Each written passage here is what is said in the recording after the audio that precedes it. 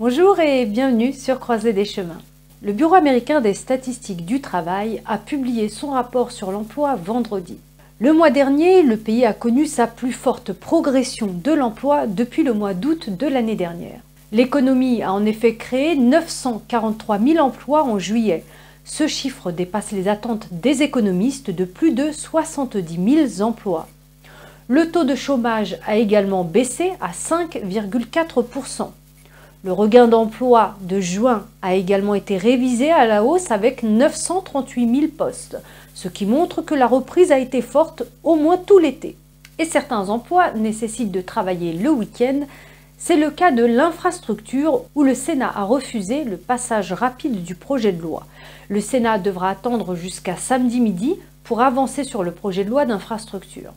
Le leader de la majorité au Sénat, Chuck Schumer, semble donner aux législateurs un jour pour négocier.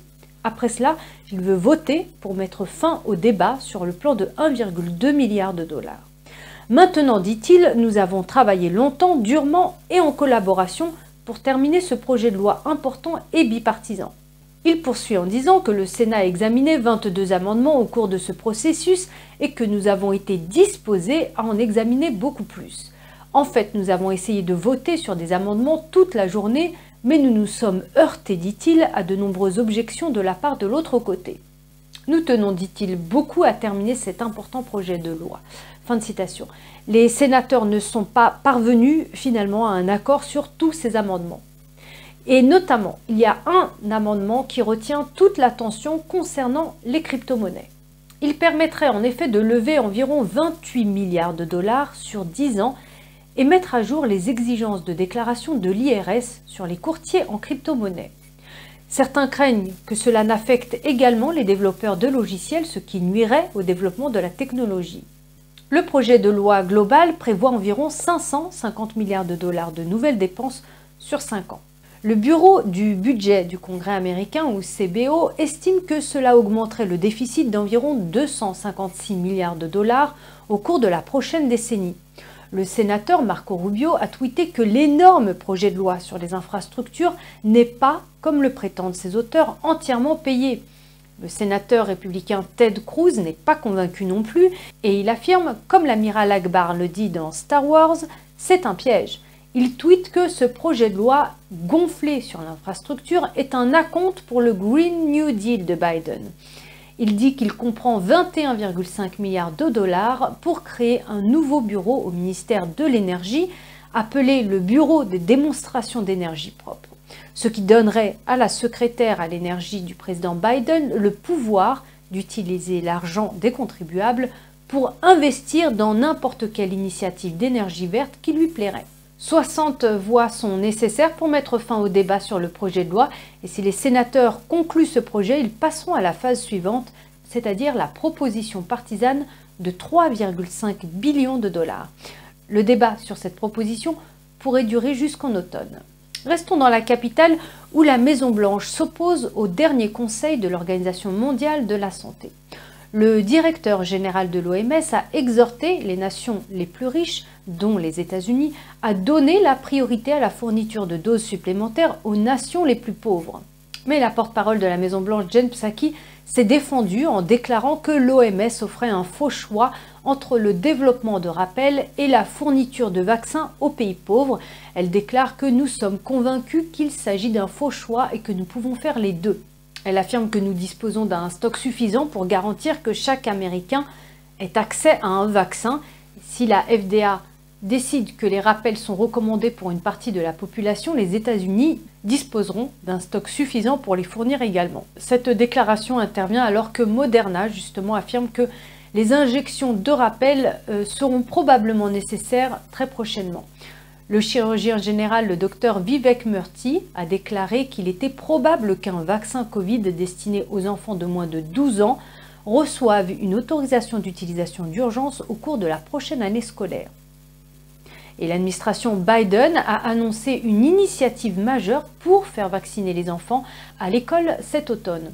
Elle prévoit d'organiser des cliniques de vaccination dans les écoles et de demander aux pédiatres de proposer des vaccins lors de la soirée de rentrée des classes. Le secrétaire d'État à l'Éducation, Miguel Cardona, dit qu'il veut que les cliniques de vaccination soient installées dans chaque école du pays. Il a déclaré à CNN que l'administration fait tout ce qu'elle peut pour que davantage d'enfants soient vaccinés. L'administration prévoit également une grande campagne de promotion pour encourager les parents à faire vacciner leurs enfants. Elle travaille avec les districts scolaires, les enseignants, les étudiants, les célébrités et d'autres pour promouvoir les vaccins. M. Cardona dit qu'il va essayer de trouver un terrain d'entente avec les dirigeants des États qui ont interdit le port du masque. Pour rappel, actuellement, les vaccins n'ont qu'une approbation d'urgence, mais un examen prioritaire permettrait à la FDA de donner une approbation complète en seulement 6 mois, un processus que l'agence a commencé avec le vaccin Pfizer en juillet. Et la commissaire intérimaire de la FDA, le Dr Janet Woodcock, a déclaré que l'agence prévoyait de terminer l'examen du vaccin Pfizer avant même le délai de 6 mois. M. Cardona et M. Douglas Emhoff donneront le coup d'envoi public de la campagne de la semaine prochaine pour la rentrée scolaire à Topeka dans le Kansas. Quant aux personnes en visite aux États-Unis, la Maison-Blanche a confirmé qu'elle envisagerait d'exiger des visiteurs étrangers aux États-Unis qu'ils présentent une preuve de vaccination contre le virus. Pendant ce temps, aux États-Unis, M. Fauci a déplacé l'objectif de l'immunité collective. Il demande maintenant que 90% des personnes soient vaccinées. Pour y parvenir, il déclare que l'administration Biden devra s'appuyer sur des obligations de vaccination au niveau local. Et justement, suite à cette annonce de Fauci, le Massachusetts a annoncé mercredi une nouvelle obligation de vaccination pour la plupart des employés des maisons de retraite. Elle s'applique à l'ensemble du personnel des 378 établissements de soins qualifiés et des 2 maisons de soldats de l'État. Le Connecticut, de son côté, est en train de rédiger un décret dans le même sens. Le gouverneur Ned Lamont, un démocrate, a déclaré que cette obligation était une priorité pour son administration. Quant à l'Illinois, le gouverneur Pritzker a annoncé mercredi que l'État allait imposer l'obligation de porter un masque dans les écoles de la maternelle à la 12e année, indépendamment du statut vaccinal. Et il y a encore une obligation de vaccination pour tous les travailleurs de l'État dans les lieux de rassemblement d'ici le 4 octobre. Les masques seront obligatoires pour toutes les activités périscolaires et sportives en intérieur, mais ne seront pas exigés en extérieur. Et les membres du conseil municipal de Los Angeles s'alignent. Ils ont présenté un projet de loi le mercredi 4 août avec des exigences similaires à celles de la ville de New York. Ils exigeraient que les personnes âgées de 16 ans et plus aient reçu au moins une dose de vaccin pour avoir accès aux espaces publics intérieurs.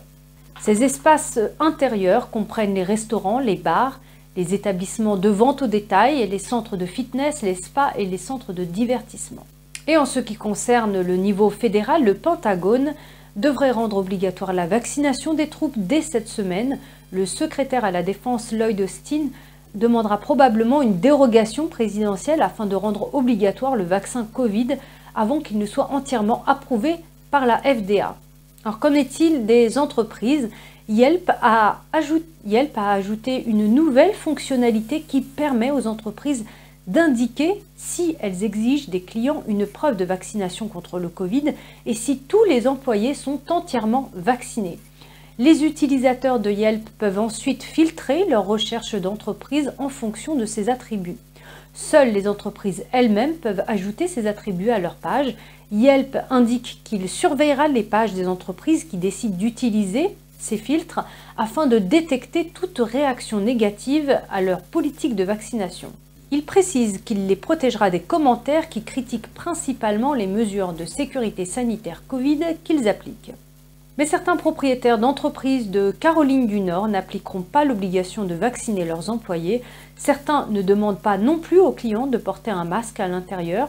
Et c'est le cas d'une compagnie de Texas dans le Missouri qui refuse les clients qui sont soit vaccinés, soit porteurs de masques. Charlie Bullington dirige une société Transportation à Saint-Louis, dans le Missouri, depuis 16 ans.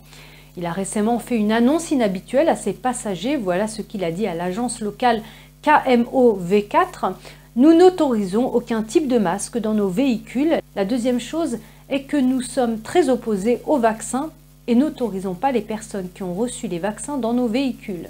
Avant de prendre des passagers, Bullington dit qu'il vérifie qu'ils ne sont pas vaccinés et qu'ils ne porteront pas de masque.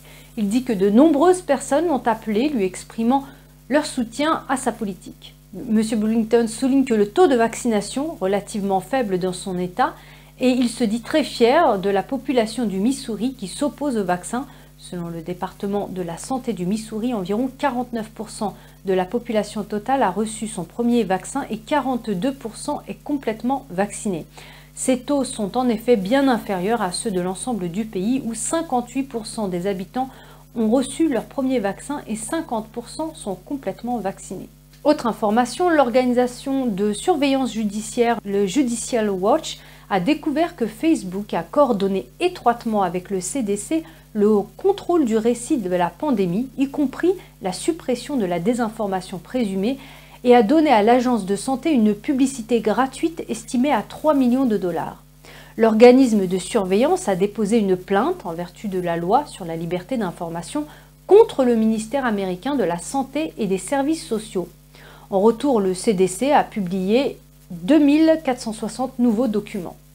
Le Judicial Watch a découvert que dans un courriel de Facebook daté du 8 mars 2020, le CDC a reçu 4 crédits publicitaires d'un montant total de 2 millions de dollars dans le but de soutenir les messages liés au virus.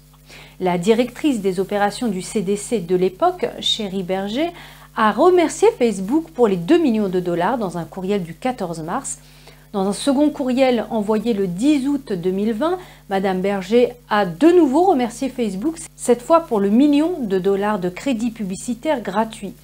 Les courriels ont également montré que Facebook a donné au CDC 3 millions de dollars de crédits publicitaires gratuits qui ont permis à l'agence sanitaire de mener des campagnes sur le Covid sur Facebook et Instagram. Bien que le CDC reconnaisse le don en nature de Facebook dans les courriels, les dons n'étaient pas répertoriés dans les cadeaux au CDC pour l'exercice 2020. Le CDC, Twitter, Google et Facebook n'ont pas répondu aux demandes de commentaires. Voilà, Croisée des chemins, c'est fini pour aujourd'hui. Merci de votre présence et de votre écoute. Prenez soin de vous et je vous dis à très bientôt. Merci, au revoir.